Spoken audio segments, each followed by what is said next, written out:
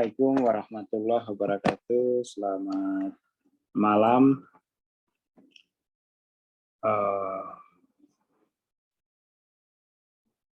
Kita lanjut lagi ya pembahasan kita.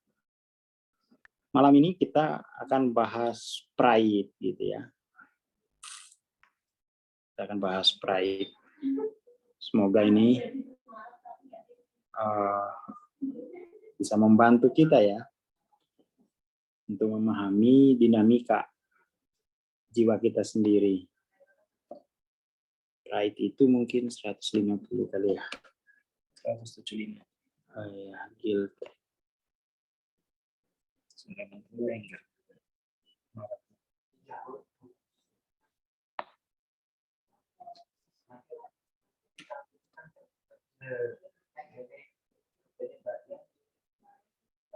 Oke, desire.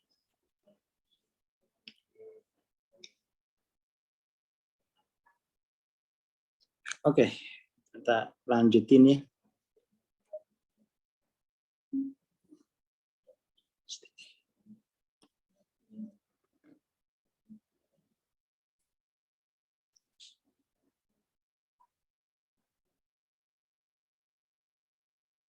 Jadi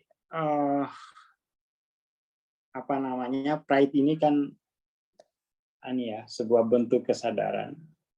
Jadi kalau kita lihat perkembangan ego, prinsipnya kan ego itu tumbuh dari kepemilikan. Itu kata kuncinya itu ya, bahwa kesadaran ego tumbuh itu ditandai dengan rasa kepemilikan. Dan ini kan merupakan hasil belajar kita.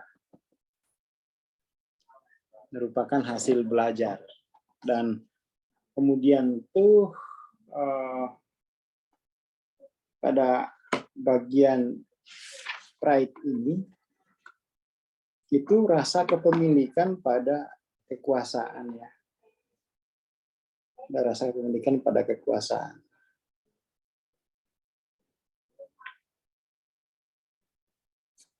Seperti itu.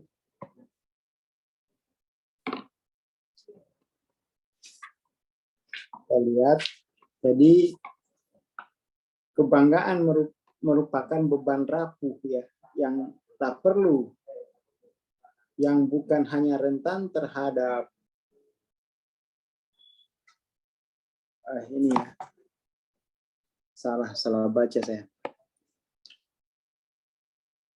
Semua ada karena hukum ilahi. Jadi karena sumber penciptaan semuanya kemudian itu punya makom keilahian. Jadi bahwa semuanya itu punya makom keilahian. Jadi dengan memandang semua makhluk itu punya makom keilahian, maka itu tidak relevan sebenarnya untuk menguasai. Gitu ya. Kalau punya makom keilahian kan transenden semua. Ya, transenden semua. Jadi kebanggaan itu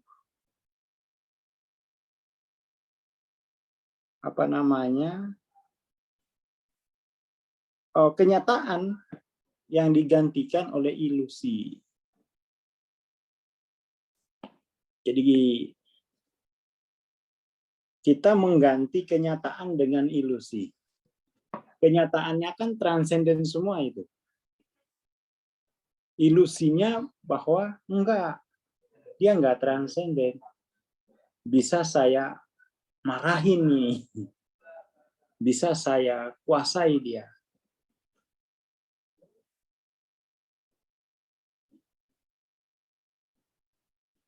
Jadi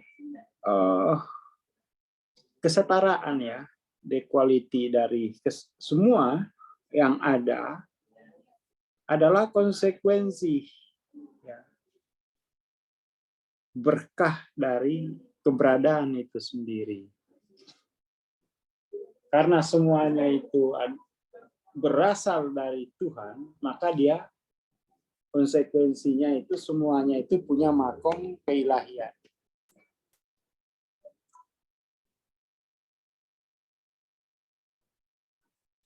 Jadi karena semua sudah punya makom keilahian, makom yang sangat tinggi, maka kita tidak perlu lagi menginginkan sesuatu. Tidak perlu lagi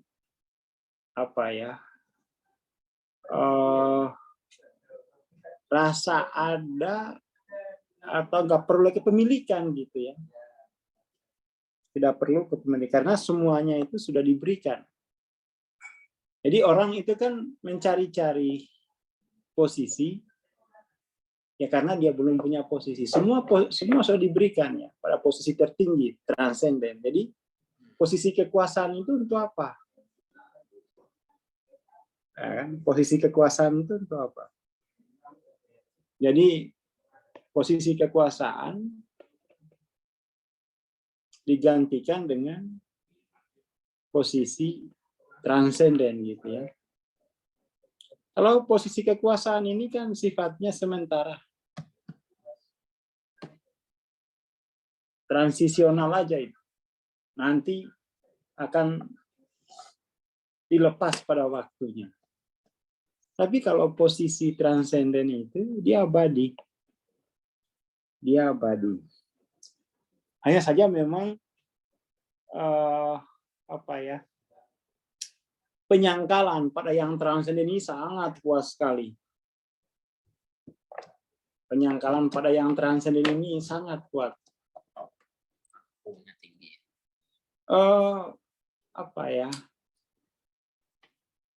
Ya sebenarnya kan transenden ini juga aku gitu.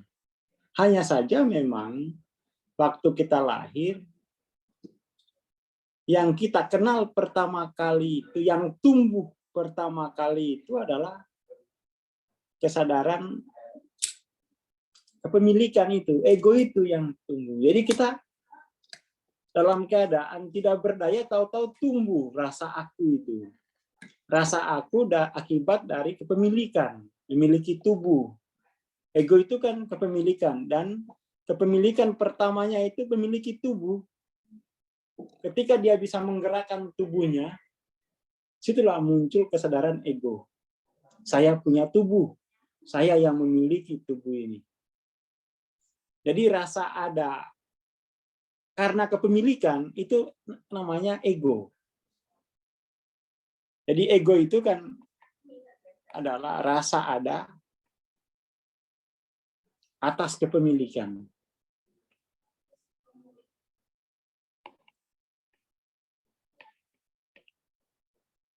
Jadi ini adalah rasa ada hasil dari belajar untuk memiliki.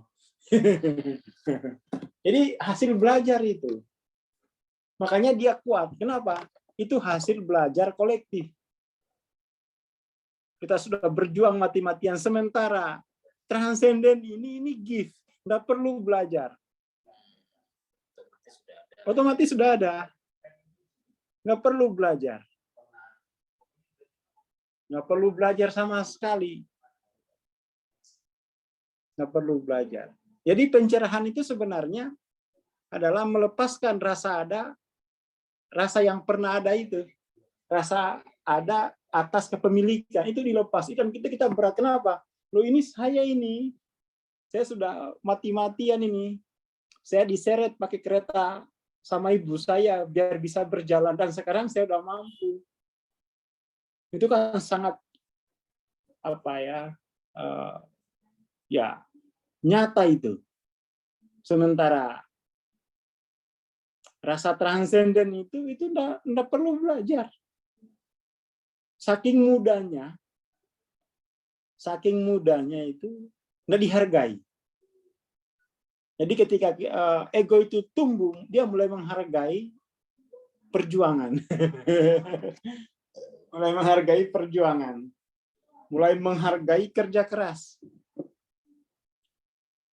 Dia kemudian tuh menyangkal bahwa sebenarnya kehidupan ini diservis. Apaan diservis? Kata ego, servis apaan?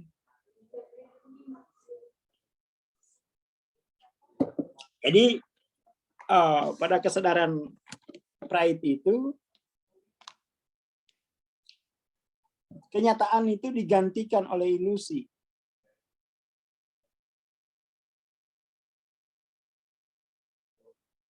Seperti itu.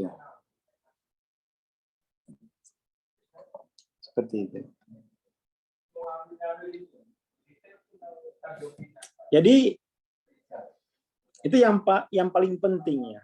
Bayangkan kita sudah berjuang untuk memiliki itu, tahu-tahu ternyata lepaskan ini. Lepaskan. Jadi kayak Tuhan ini main-main.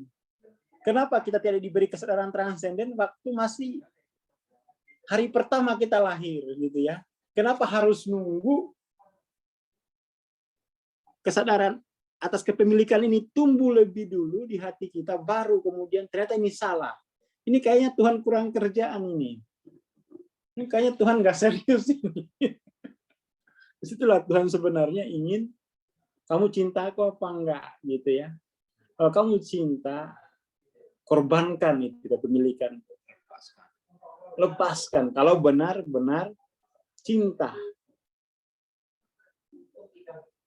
Tuhan di situ meminta pengorbanan ternyata. Karena Tuhan juga sebenarnya sudah habis-habisan. Sudah habis-habisan. Maka, dan kalau kita pahami dari perspektif ya, dimensi cinta itu ya, Tuhan itu minta untuk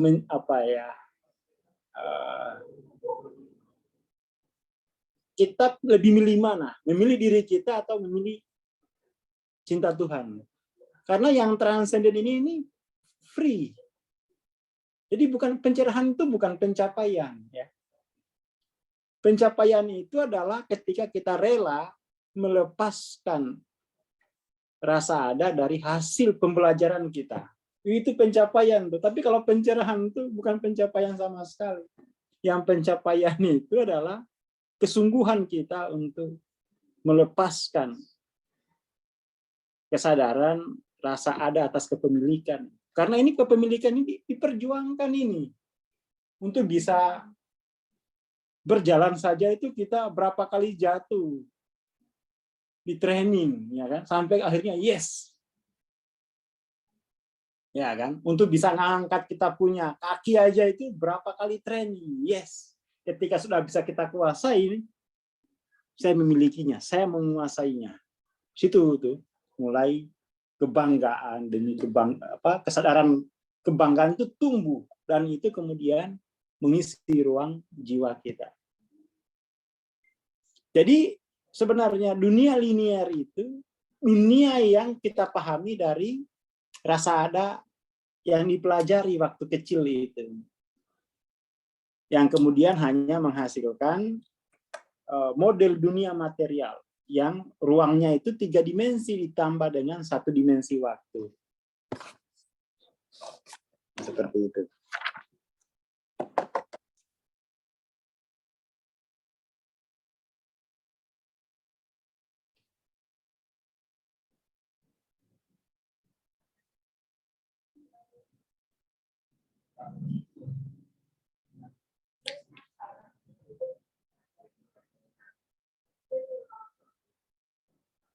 Jadi di sini ada ya, bagus, Buddha mengatakan atau mengajarkan terlahir sebagai manusia itu langkah.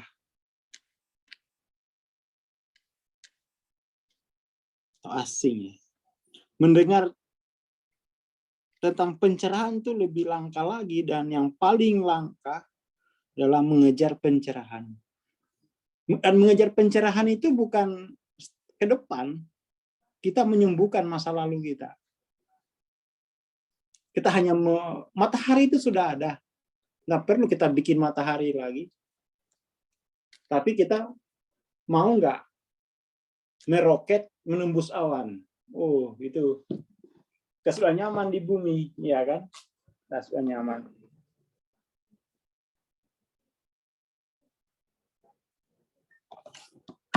Ini ada yang bagus nih. Seperti posisi ego yang menghambat lainnya. Jadi semua ego itu, semua posisi ego itu menghambat.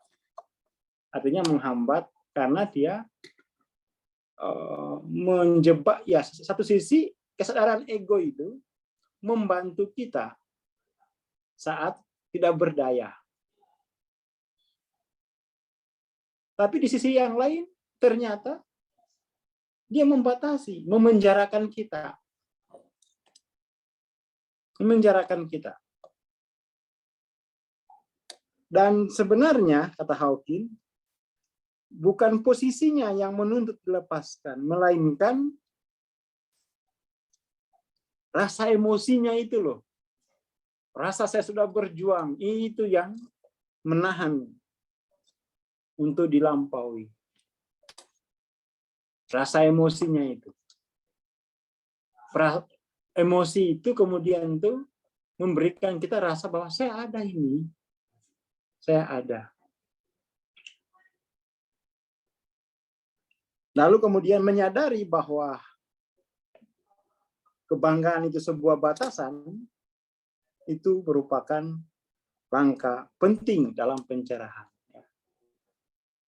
Ternyata rasa ada atas kepemilikan itu sebuah pembatasan, tidak buruk dia. Kenapa? Dia memfasilitasi kita hidup. Sampai punya anak, punya istri itu kan karena bantuan dari rasa ada atas kepemilikan ini. Punya gelar, kalau nggak ada itu bagaimana? Padahal waktu itu kesadaran spiritualnya belum tumbuh.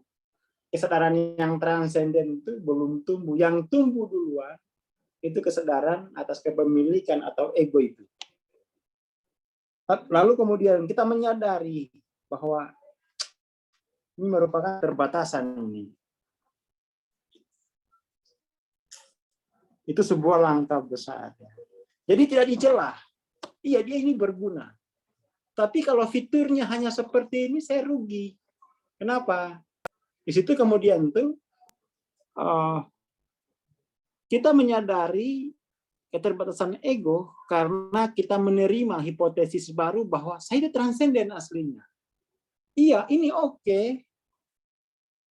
Bisa hidup. Tapi karunia saya itu bukan hanya bisa hidup, tapi justru lebih dari sekedar itu. Bisa menciptakan dunia. Bukan sekedar bisa hidup, tapi bisa menyembuhkan dunia, bisa menciptakan dunia baru. Kalau hanya sekedar hidup, ya tidak ada bedanya dengan binatang. Justru kemampuan kita adalah kemampuan untuk melahirkan dunia baru. Itu kesadaran ego tidak mampu melahirkan dunia baru, karena kesadaran ego itu kesadaran yang dipelajari secara kolektif. Hasil belajar di sosial.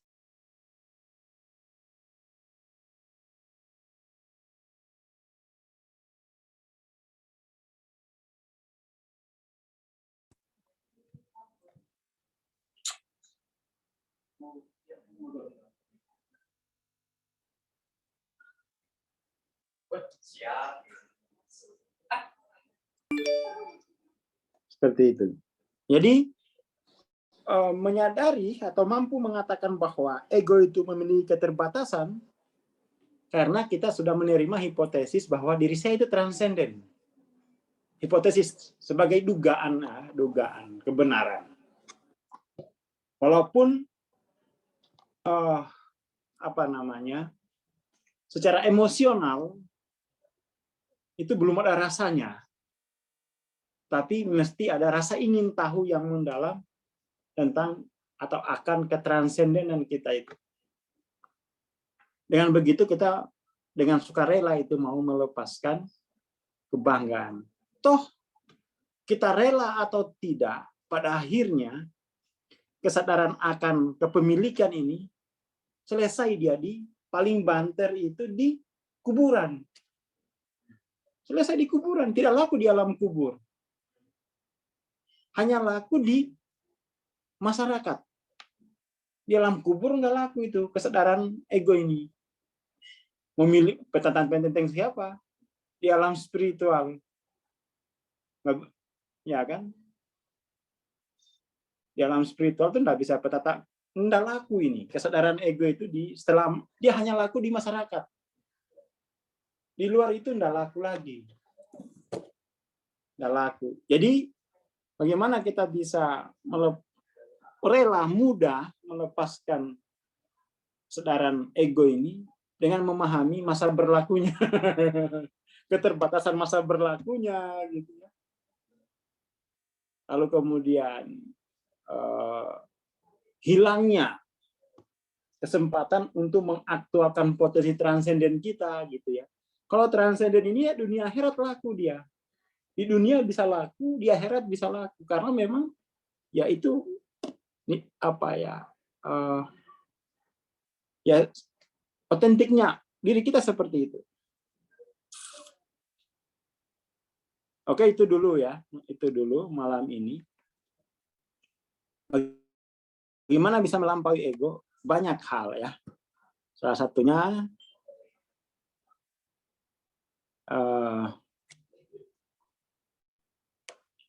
dengan melihat kelemahan ego itu hanya berlaku di masyarakat.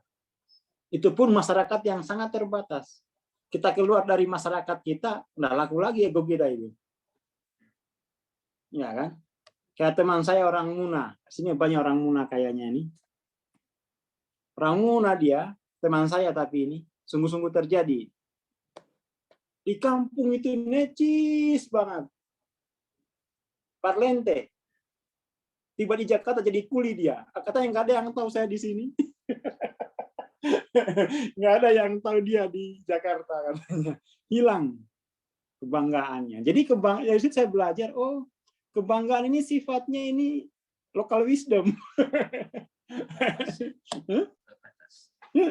Terbatas hanya di mana kita mempelajarinya. Di Jakarta enggak bisa itu petatang petenteng necis, ya. Kayak misalnya inilah, kalau di kampung itu dapat seragam satpam, itu bangganya minta ampun tuh, semua cewek bisa dia rebut gitu ya, karena dapat seragam satpam dari kota. Ke Jakarta, kolonel, wah belum tuh, masih nggak bisa ngapa-ngapain gitu, harus jenderal. Jadi kebanggaan itu hanya berlaku pada skala yang sangat sempit. Bahkan sejak di dunia mulai nggak laku dia. Sejak di dunia mulai nggak laku. Kayak waktu itu teman saya gitu ya, baru punya mobil Avanza. Di Jogja itu luar biasa bangganya. Saya bawa dia ke Kuningan. Loh, lihat tuh. Wah, malu dia. Adanya di sana itu mobil sport semua. Avanzanya ini kayak mobil sampah katanya. Ya, kebanggaannya itu ketika dibandingkan lagi malah nggak ada nilainya gitu ya. Ada masyarakat kadaluarsanya dan ada batas teritorialnya itu. Teritorial kebanggaan itu kan ada. Ya kan? Bagi masyarakat primitif itu punya lampu senter itu sudah kaya raya. Kayak di suku primitif punya senter itu udah punya, mungkin dia seperti pemilik surga. Tapi bagi kita di sini enggak ada yang perlu dibanggakan dari sebuah senter. Akan terasa konyol kalau kita menaruh kebanggaan pada senter gitu ya.